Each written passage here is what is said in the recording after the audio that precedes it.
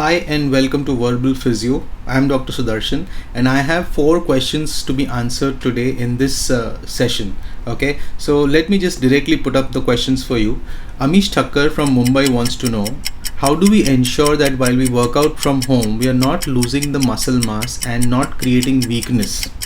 Okay, then we have Monica Chitre who wants to know, after doing upper body workout, she experiences a lot of pain in the shoulder and this goes on for the next 2 to 3 days. So what exactly is the solution and does she really need any physiotherapy for this? The next question is from Vaishali Gode who wants to know, is it possible for you to maintain flexibility once you reach 50?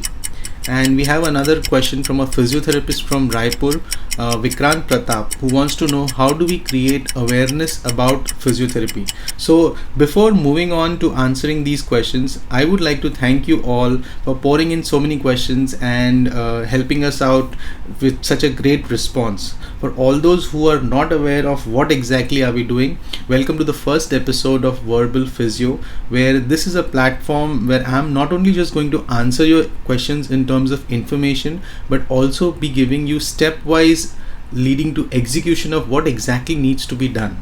Okay, so whether you're a fitness enthusiast or someone who's coping from a physiotherapy injury, you can write in your questions in the link below, which is drsudarshan.co/question. So you can write your questions in detail and I'll be more than happy to answer these questions in the upcoming episode.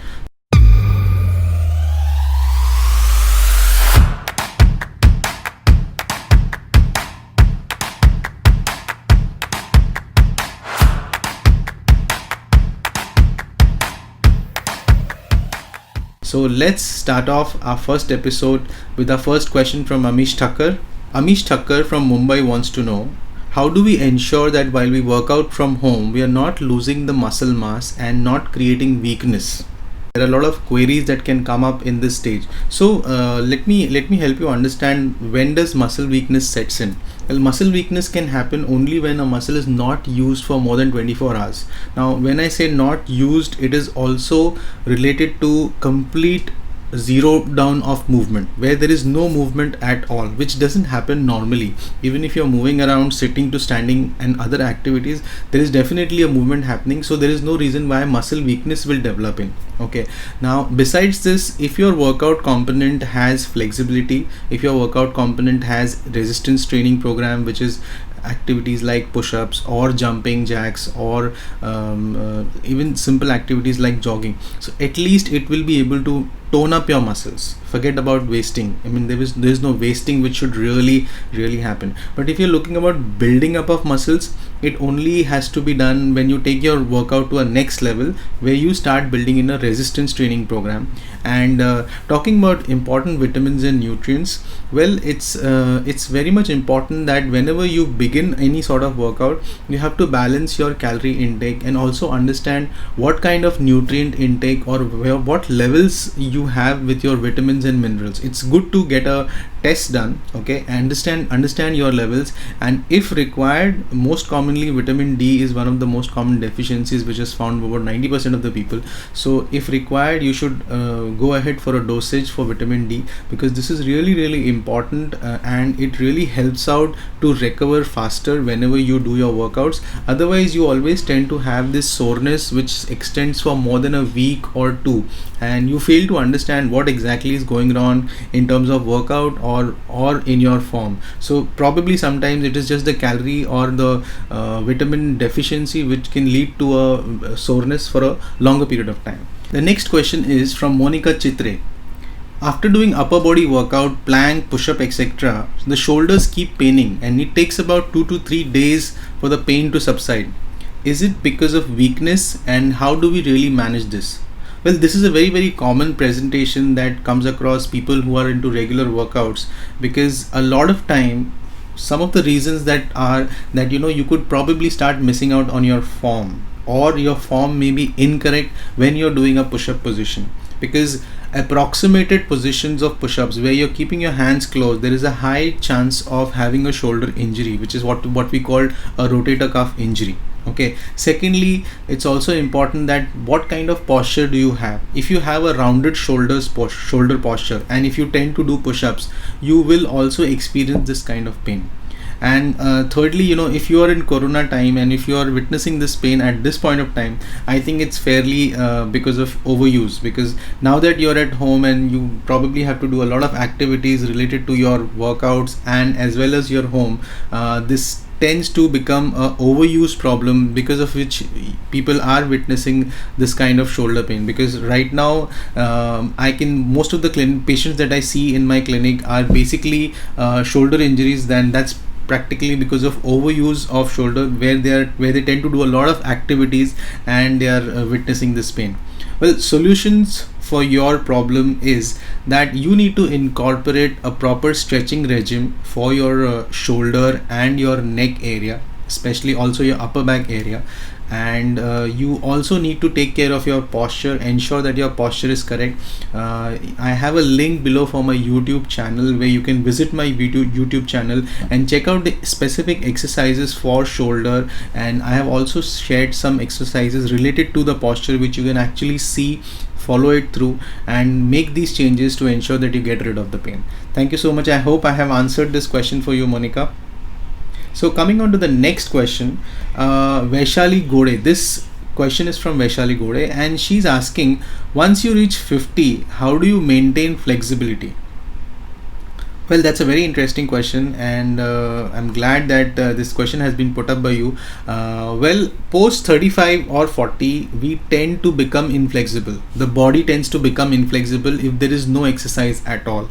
And for that matter, even if you exercise, and if flexibility is not a component of your exercise program, you will still be inflexible and invite a lot of injuries. So it's very, very important that you have a complete portion of flexibility in your regular regime. Now this could be maybe even 10 minutes of flexibility program where you touch out on the major muscles of your body, which are hamstring, glutes, so also in the calf area, because these are the muscles which tend to get tight faster.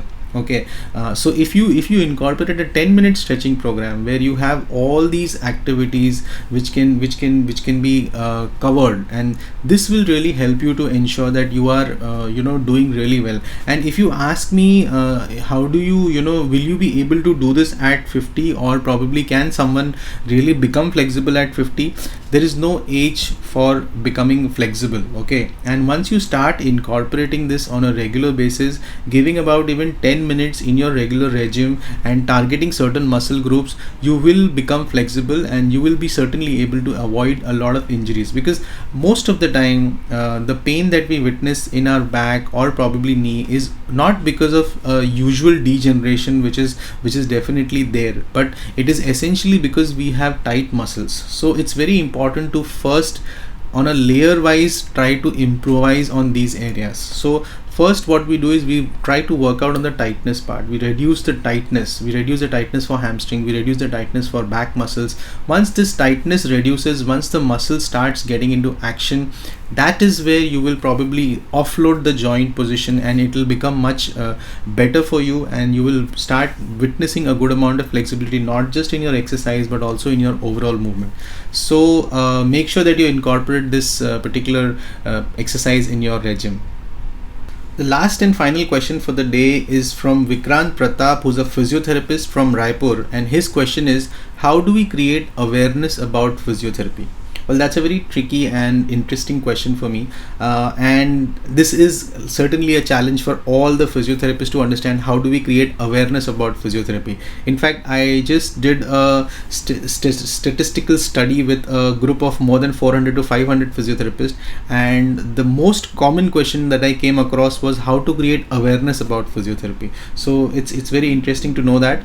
But yes, when we talk about creating awareness, the most important thing is how do you educate your patient. Okay, you can talk to your patient and tell them that physiotherapy has a role and scope in different areas, and it is not just limited to joint pains for neck, back, or knee. It is of course, the scope is definitely across neuro rehabs, where you talk about adult rehab, where you talk about kids rehab, where you also talk about the scope of importance of physiotherapy in pre and post surgeries, which are right from bypass to knee replacement surgeries to hip replacement surgeries. Physiotherapy has a role to play at all these places.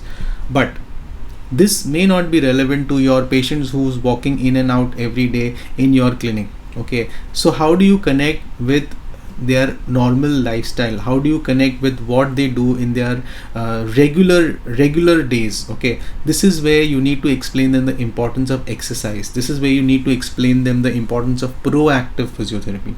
A lot of people are, luckily today we are having a huge range of exercises, and we have a flow, a wave of fitness which is going across in this country. And this is where physiotherapists also have to get on toes, where they can help people understand their fitness plan. They can guide them to see if their fitness plan is in the right place, if flexibility is an important aspect, if what is the difference between getting onto fitness for a 20-year-old or a 50-year-old individual. What are the different regimes that can work for both these places? I'm sure as physiotherapists, we are the people who know exercise better than anyone else. We have studied about it, and we have done a lot of research on this. And this is the time where you can actually explore and guide your patients, help them understand the importance of exercise.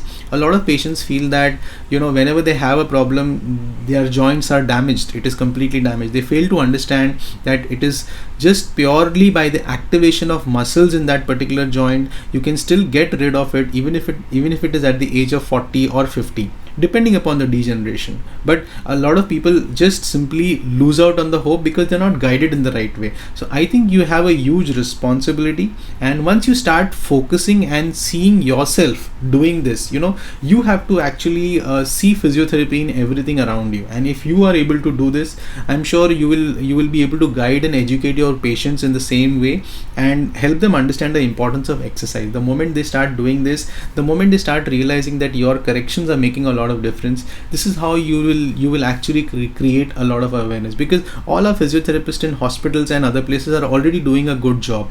I'm sure people who are deeply connected with physiotherapists, because I have a lot of patients who I have seen for hemiplegia or facial palsy or some disorders where people may not feel that it is so relevant, but it is very very important for that particular patient. And once the patient gets out of it, he really has a huge respect for the physiotherapist as well as for the profession. So this is anyways done, but how do we come to the next level? So as physiotherapists, we need to understand how we can explore this possibility and then talk to our clients about it or our patients about it. So I hope I have answered your question, Vikrant Pratap, and that gives you some guidance about creating awareness. Thank you so much. And guys, this brings us to the end of our verbal physio session. And if you have any questions, as discussed, please put in your questions and I will be more than happy to answer you. Here is the link below, drsudarshan.co/question, where you can put up your question and I'll be more than happy to answer this in the next or the upcoming episode. Thank you so much for joining. This is Dr. Sudarshan Singh signing off.